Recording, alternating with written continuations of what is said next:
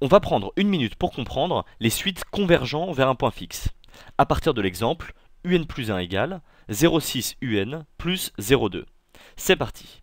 Un est une suite définie par récurrence avec u0 égale 1 et une relation fonctionnelle entre un plus 1 et un, que ici on va nommer f. Ainsi, f de x égale 0,6x plus 0,2, et donc f de un égale 0,6 un plus 0,2, on retrouve bien un plus 1. On s'appuie sur des prérequis qui seront fournis dans l'énoncé, ou démontrés dans le début de l'exercice si on est au bac par exemple. D'une, on connaît les variations de la fonction, ici f est croissante sur r+, et deux, on connaît les valeurs telles que f de x moins x égale 0.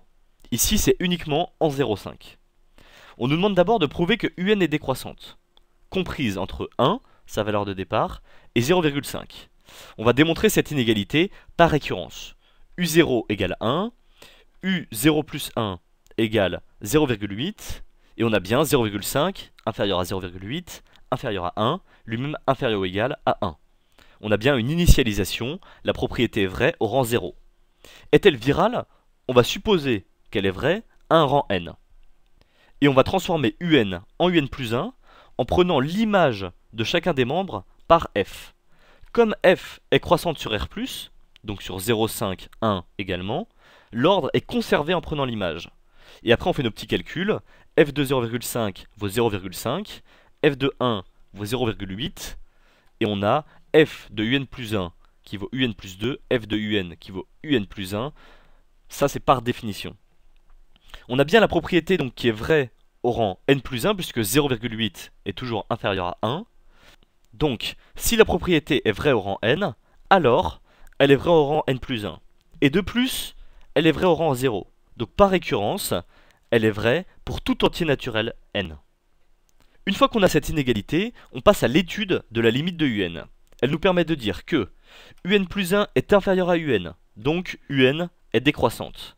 Et que un est toujours supérieur à 0,5, donc que un est minoré. Et une suite décroissante et minorée converge vers un réel L. On a donc l'existence d'une limite. Que vaut-elle?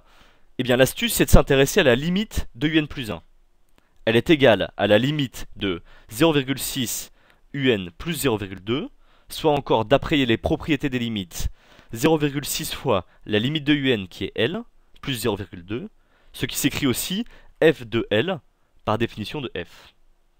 Mais la limite de un plus 1, quand n va être très grand, c'est un peu la même que la limite de un. Donc quand n tend vers l'infini, un plus 1 vaut aussi L. Donc on a L égale f de L, ce que je peux écrire autrement, f de L moins L égale 0. Or d'après l'énoncé, f de x moins x ne s'annule qu'en 0,5. Donc cette dernière information va nous permettre de conclure que L vaut forcément 0,5, et donc que un converge vers 0,5. On prouve d'abord qu'on a une suite décroissante minorée, en démontrant cette inégalité par récurrence. Une suite décroissante minorée converge alors vers un réel L, mais comme la limite de un plus 1 vaut à la fois L et f de L, L annule f de x moins x, donc L vaut forcément 0,5.